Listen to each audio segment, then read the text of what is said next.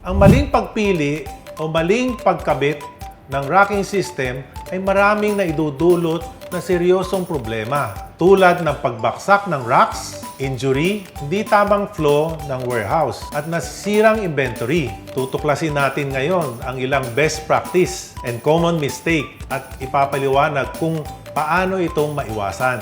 Choose the right racking system. Mahalaga ang pagpili ng tamang racking system para sa specific needs mo. Halimbawa, ang selective pallet racking ay versatile at madaling i-adjust, habang ang drive-in racking ay maganda para sa high-density storage. Pero, kailangan maingat pagpapaplano para maiwasan ang overloading.